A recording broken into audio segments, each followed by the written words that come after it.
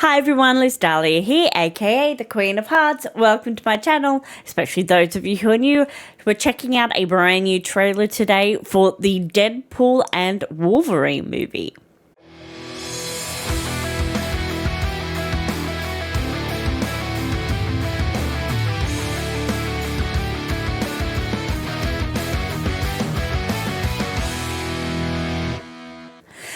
So this is the second trailer that has been released for the Deadpool 3 movie. I am so super hyped for it. As you can tell from my shirt, I'm a huge Deadpool fan. I have loved all the movies that have come out so far. I love all the marketing for it. I love the strategies for it. It is so much fun. I did a reaction for the first trailer when they released that a little while ago, which I will link up above if you would like to check that out.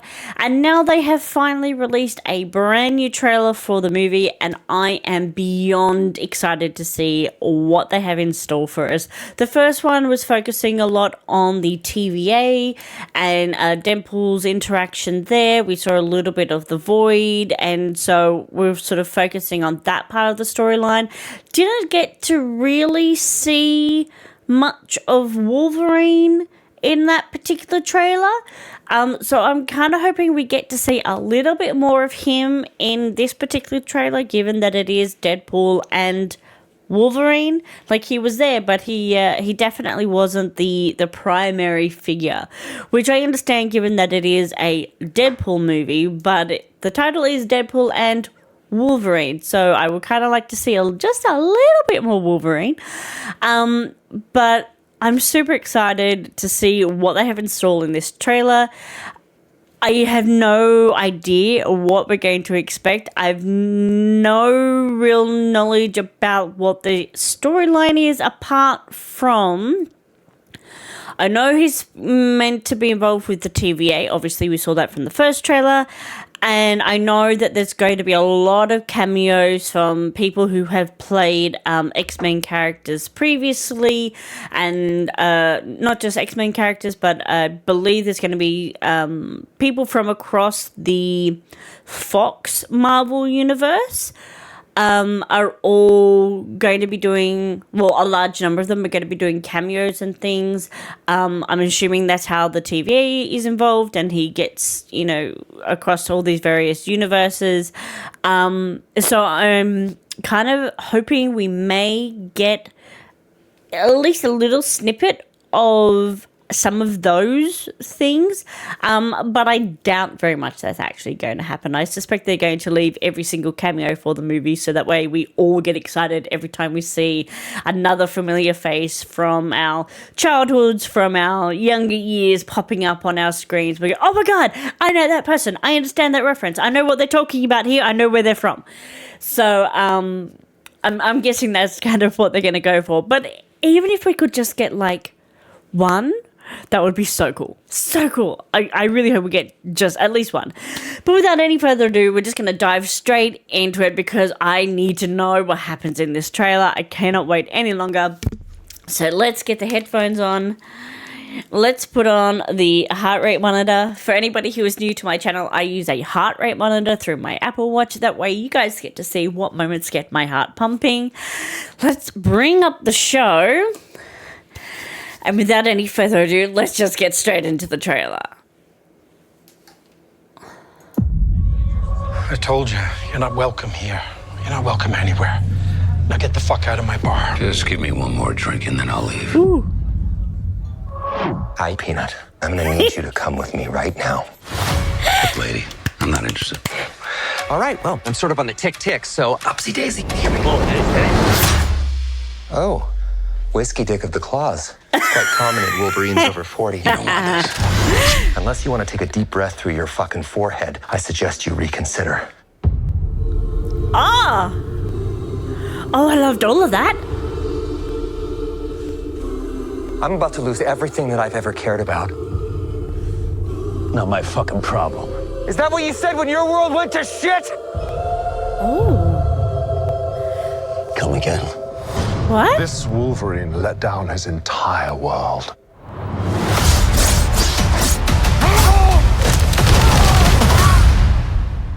Want to talk about what's haunting you, or should we wait for a third act flashback? Fuck yourself. Oh, I loved all of that. Brilliant music choices. I don't know anything about saving worlds, but you do. Trust me, kid, I'm no hero. You were an X-Man. You were the X-Man. Yeah, for all the franchises you were. I am soaking wet right now. Oh my god, this is great! Yeah! Girls are so silly. Is that meant to be the That's what I'm talking about. animation? Big slow motion action sequence. Who knows if you live or die? That's such a supreme? Let's fucking go. Let's fucking go! Yes!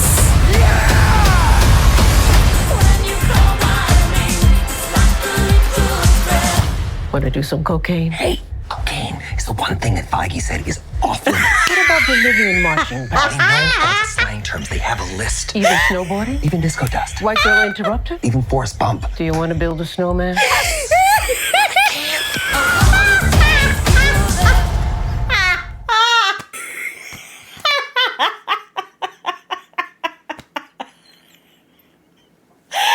Oh my god, that was great!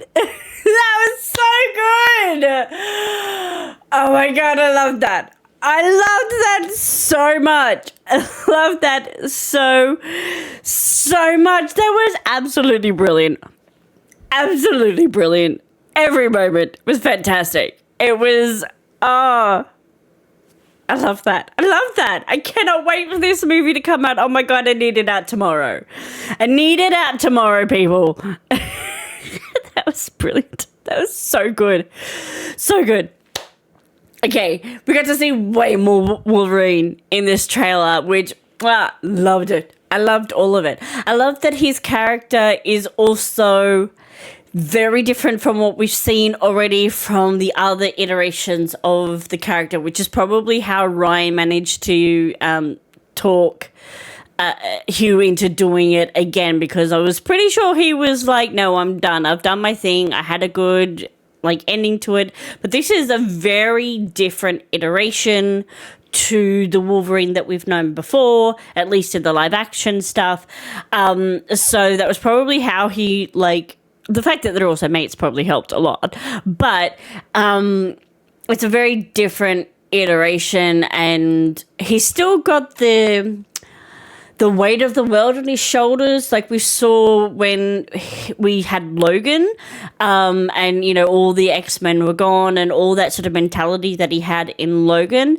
But it looks like in this one, he's still the last X-Men standing, but instead of Xavier being responsible for it all, it looks like he is responsible for it all, or he didn't save them. Maybe there was a House of M situation. Maybe there was something else that went on and he either didn't save the day or he killed them all.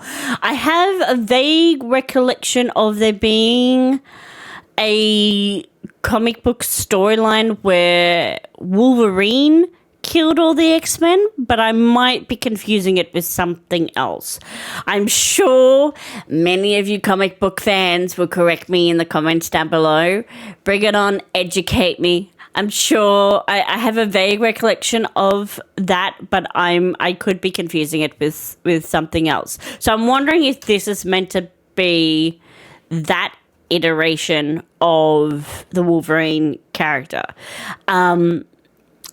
Their interaction with each other, all the breaking of the fourth wall that we saw. That's the one thing that Feige said we couldn't do.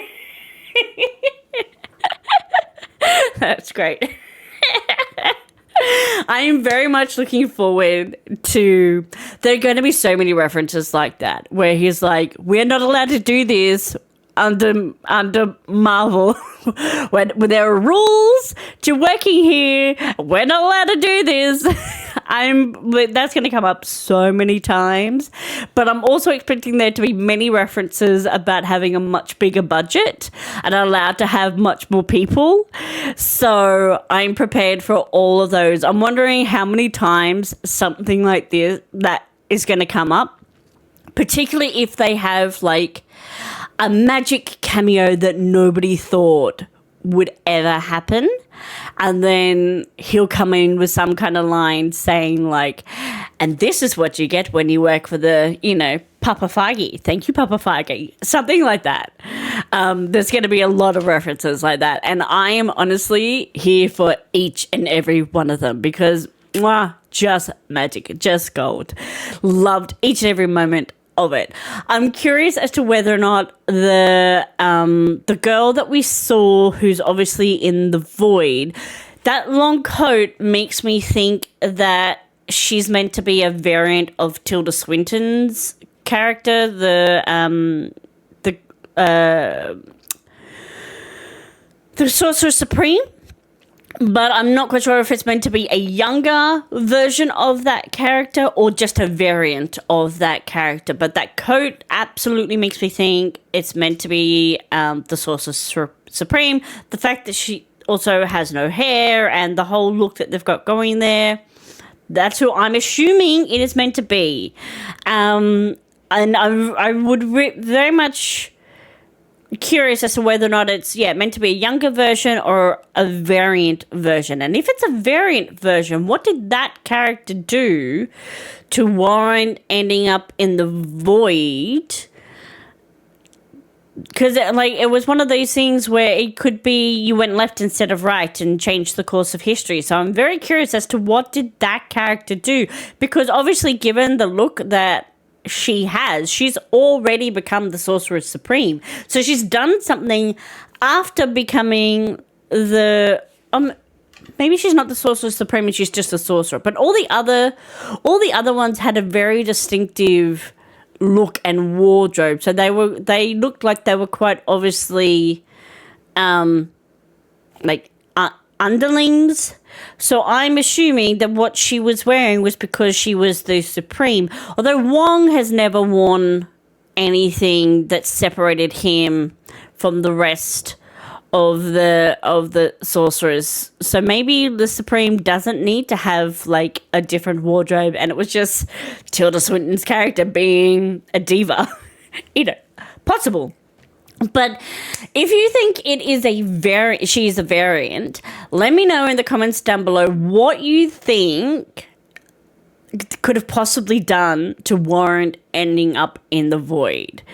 Because there are many, many, many different options, both from the comics and from the movies. Maybe there was a situation where didn't give the time stone to the Hulk. Maybe that caused it to end up in the void. Or maybe there was one where she didn't let in Doctor Strange, and that sent her into that got her picked up. Like, what sort of scenario could have gone on that she caused a ripple and ended up in the void? I'm very curious as to whether or not we'll even find that out, if they'll address it, or they're just going to assume that we know that if she's there, that something has changed, and therefore, she's a variant, and we're just going to run with it and go with it. So, and assume that we've already, watched Loki and that we already understand that variants are a thing. I've noticed sometimes now with a lot of the newer Marvel properties that they're just assuming now that we've already watched all of the other things that exist.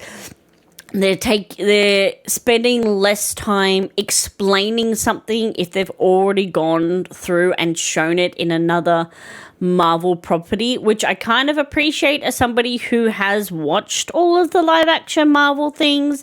But I can't help but wonder whether or not people who have missed a few things, or they haven't watched the shows, or they are behind on a couple of movies or whatever, whether or not things are still as understandable and if they can follow along as well without as much of an explanation as what they used to do. So I'll be very curious to see as to how much of an explanation we get for this particular character when the movie comes around.